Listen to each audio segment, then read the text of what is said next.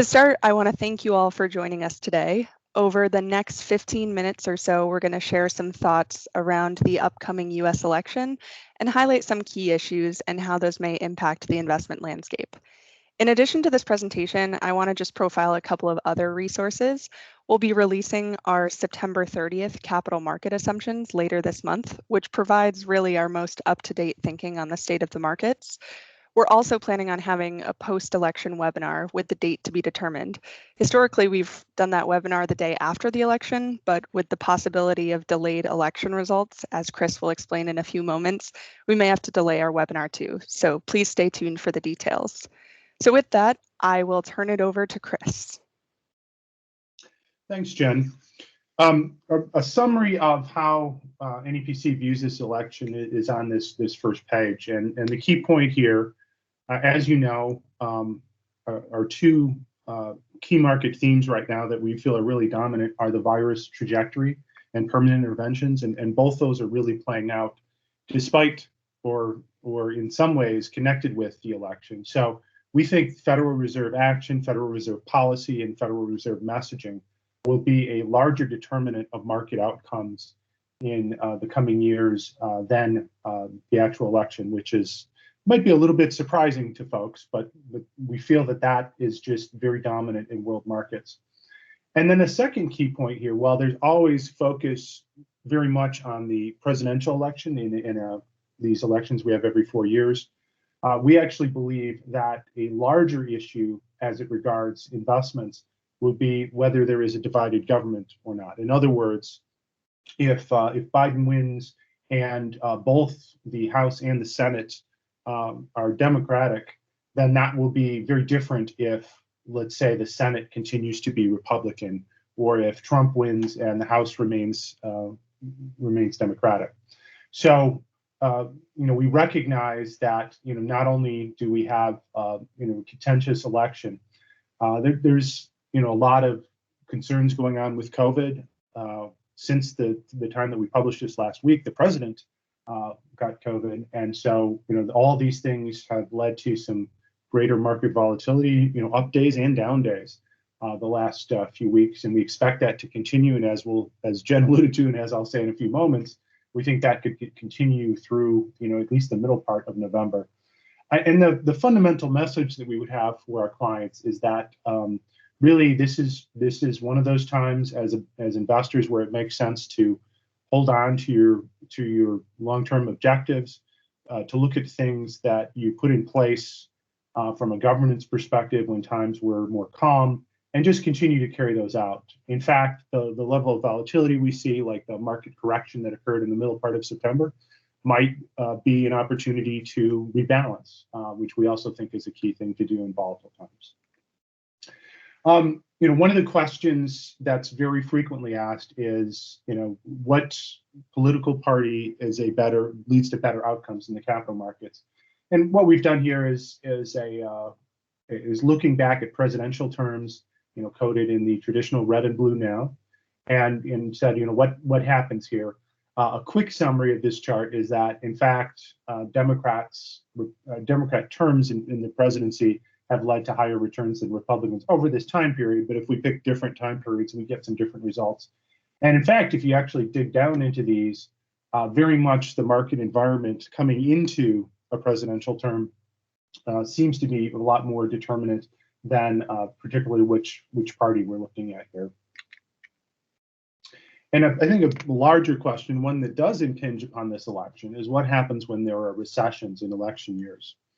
And we've listed back over that same time period here, 100 years back, what's happened.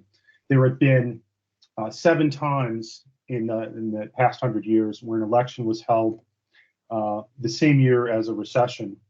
And you'll notice all the red in the table at the bottom right of the table here. Those are all times when the incumbent party lost when there was a recession in the year.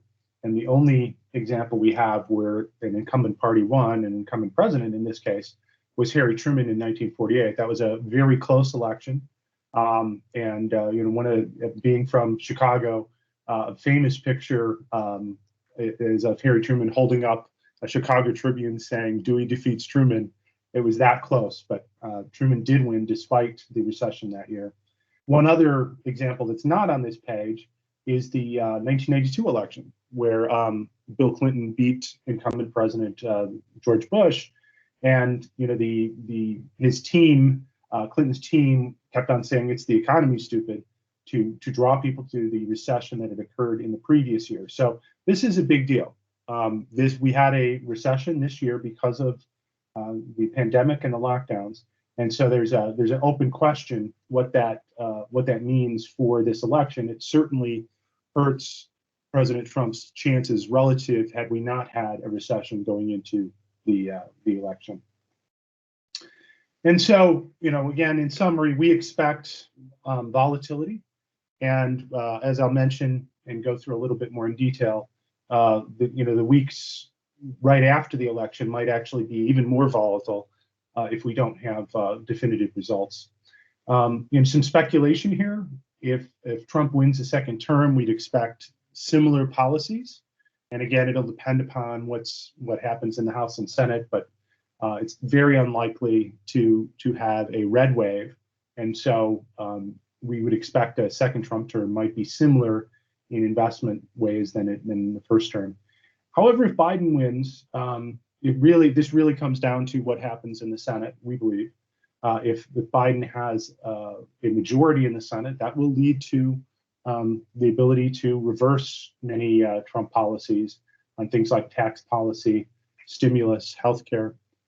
If the Republicans still control the Senate, maybe things look more like President Obama's second term. And we do think that the relationship between the U.S. and China is pretty important in this election. As Jenn will show, this has changed. This was very much a Trump first-term election issue.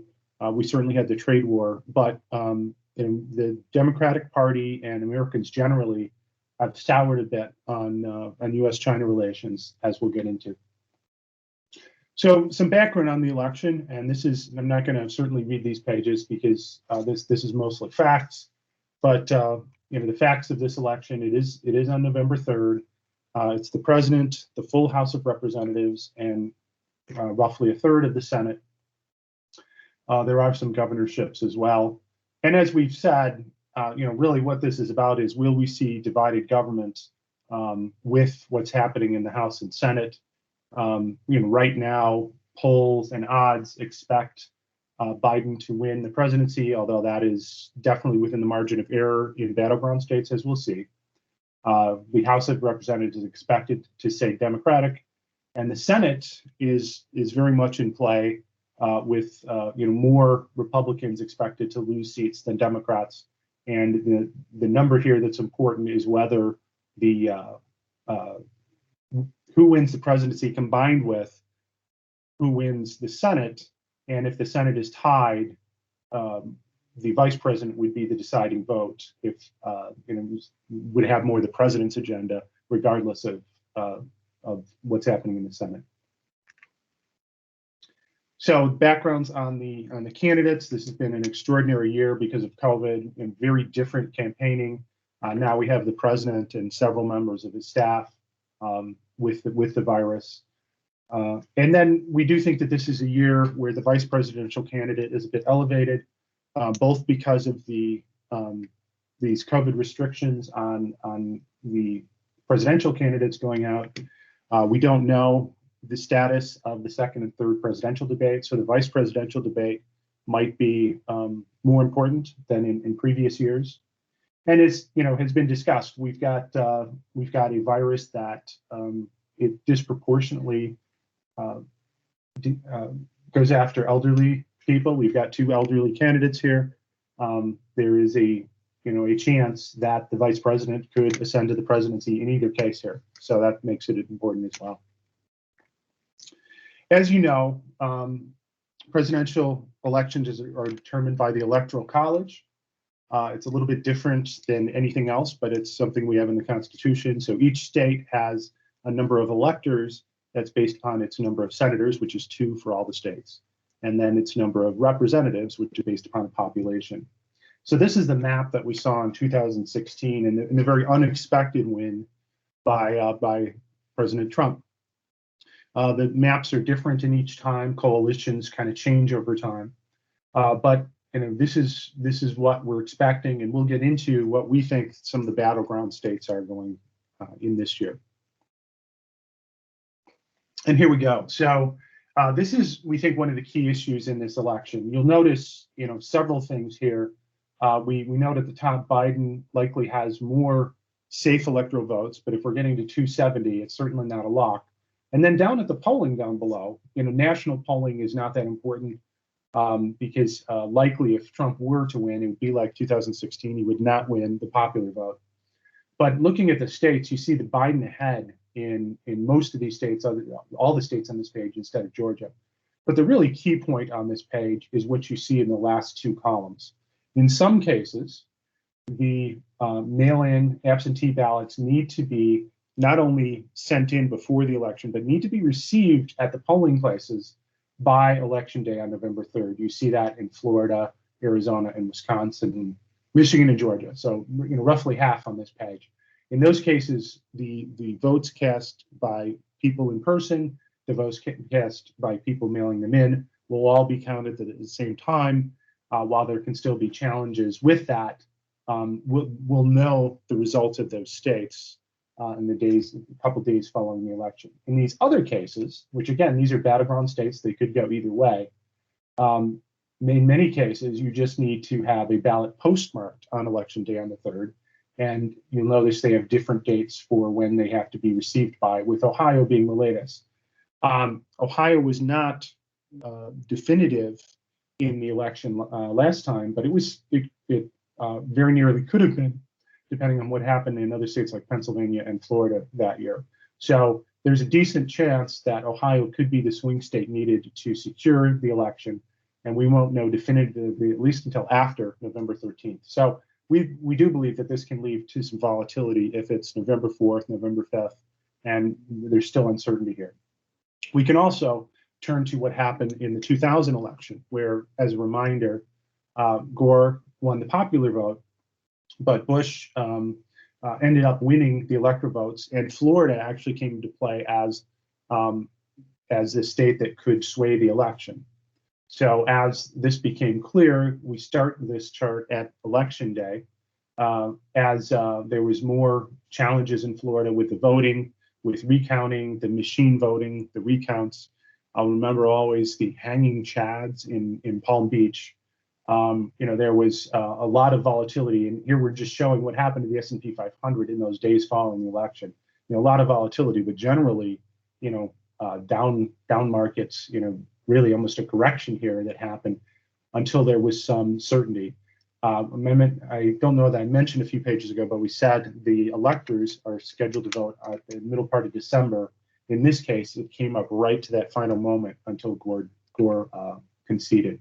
So, if some of these states are in play with important electoral votes, if we're not starting this clock until the final state declares on the 13th, we could be in for this sort of wild ride. And that level of volatility calls for, again, standard investor rules about being diversified, maintaining your policies, and perhaps diversifying to capture gains. So finally, for my part here, and this is just summarizing, really COVID continues to influence our markets in the election. This will be unprecedented when we talk about mail-in voting and versus in-person voting. Will the elderly move to mail-in voting? Will they go out and vote in their local polling places? There's a lot of uncertainty and a lot of differences about this year. And as we've said, we may not know the results for at least a week and perhaps more. And one final point that I didn't make on the Electoral College is that each state essentially elects these electors to vote in the Electoral College, but there can be faithless electors, people that decide not to vote for the candidate chosen by their state. That's not there's no penalties with that in the Constitution. Some states have some penalties around that. To this point, we've never had an issue where somebody who didn't vote for what their state said, where they moved an election. And then one of the things that's being speculated on this time because of a close election is because Maine and Nebraska. So Maine and Nebraska have a split number of votes, and so there are ways that you could get to 269 electoral votes for both candidates, and that's highly unlikely, I think, but something that folks are talking about. With that, Jenn is going to go through what we believe are the market implications of what we've just gone through. Thanks, Chris. So in this next section, we'll focus on three main election issues, the first being tax policy, then US-China economic relations, and then finally, the federal regulatory environment. I'm going to briefly touch on each of the platform stances for the nominees, but I want to caution that, as we just heard, the ability to implement some of the proposed policies may be hindered by a divided government. So kind of keep that in mind as we walk through these issues. Now, first, we have tax policy. During President Trump's first term in office, he passed the Tax Cuts and Jobs Act, or TCJA for short, which reduced individual and corporate income tax rates, among many other things. If we think about the next 4 or 5 years, many of those tax provisions are set to expire. So with that in mind, whether we have that divided or unified government, it's likely that taxes are going to rise over the next decade, especially if you consider that the government will have to, fund some of the stimulus spending and coronavirus-related relief funds. So to the extent that we see a higher tax regime, that can have a meaningful impact on individuals, corporations, and even investors. Generally speaking, if taxes increase, tax-deferred assets will be preferred, which suggests, a marginally more favorable outlook for equities for taxable investors over the long term, as opposed to more income-oriented strategies like some areas of fixed income, which will be challenged on an after-tax basis. And that's just an additional headwind when you consider the already low yield environment that is challenging returns in that space. So looking to these platform stances, at a high level, President Trump has expressed that he'd likely extend the expiring tax provisions of the TCJA and focus on further lowering taxes, whether that be through payroll or corporate taxes. While in contrast, Biden has proposed reversing the TCJA and broadly raising taxes on individuals and corporations, with some of the details laid out on screen here. But as mentioned, really passing these tax agendas will depend on what happens with Congress. So that's going to be the determining factor for changes in tax policy over the next few years. Looking to the next key issue, this is related to US-China relations. In thinking back, this was an important issue in the 2016 election, and things have changed quite significantly since then with the trade war, ongoing intellectual property and national security concerns, and then more recently, the COVID-19 pandemic. This issue specifically is interesting because, as Chris mentioned, views on both sides of the political spectrum have started to converge, and you can see that in the chart on the bottom right of the slide. Both Democrats and Republicans, along with their more moderate supporters, have a much less favorable opinion of China than even just a few years ago. And as we think about this issue over the long term, more protectionist policies can certainly have a negative sentiment impact, with emerging market equities likely being the most impacted in that case. That said, we've had this favorable view of emerging market equities for some time, given the expected growth premium relative to developed markets and just an attractive expected return profile. But we think that this is a key risk to that outlook if that relationship between the US and China deteriorates meaningfully. So turning to the next slide, this is one of those unique areas, like I said, that there's not a ton of differentiation between Biden and Trump. So we're expecting that a challenging US-China relationship will continue regardless of who wins the White House. We do expect that a second Trump term would continue to be a little bit tougher on China from a trade and intellectual property standpoint, and that could extend to other nations that have seemingly advantageous relations with the US as well. while Biden's a bit more focused on a multilateral approach to addressing China on economic and human rights issues. I think one interesting point with Biden's campaign is that they've not stated they would remove existing tariffs on China. So it's likely that we'll see, some of the existing restrictions remain over the next presidential term, regardless of who wins the presidency. Now, the last issue I'll walk through is related to the federal regulatory environment, which within this, I would bucket workplace safety rules, environmental regulations, and business regulations, and thinking about big tech, banking, things like that. So all of that kind of falls under this umbrella. So meaningful changes to the regulatory environment can impact economic productivity, but also business and investor sentiment. The reason being that new regulations can be costly and disruptive for certain industries.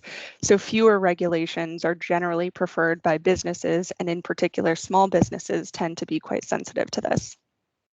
And as you can see on the bottom of the slide, during President Trump's first term, there were a lot fewer regulations enacted than during other recent presidencies. The reason for that, on the next slide, you can see in 2017, the president signed an executive order essentially stating that for every new federal regulation, 2 regulations would be rescinded. So with that in mind, we fully anticipate Trump to continue rolling back and relaxing what he believes to be unnecessary red tape. While in contrast, Biden's expected to reverse a lot of the regulatory changes from the Trump administration, particularly for those related to environmental and workplace safety rules. So with a Biden presidency, it's likely that we'll be shifting toward a more restrictive regulatory environment overall. And one of the interesting pieces related to this issue is the US tech sector and the potential for antitrust actions. We haven't had a ton of clarity from either platform on this front, though, so I think that's certainly an area to monitor going forward, as it could have a meaningful impact on equity market sentiment, and even potentially margins for certain businesses as well. So to conclude, there is undoubtedly a lot of uncertainty in the current environment, especially when you consider a lot of the factors that Chris and I just walked through. I think if you have one takeaway from this presentation, as Chris mentioned up front, it's while election outcomes are important, monetary and fiscal stimulus and the trajectory of COVID-19 are likely the defining factors for financial markets in the near term. Certainly elections matter, but they're not the only thing that drives the market. So with that, we'll end the webinar. We hope this was informative, and thank you again for joining us. Please feel free to reach out to your consultant or to Chris and I directly if there are any follow-up questions. Thank you.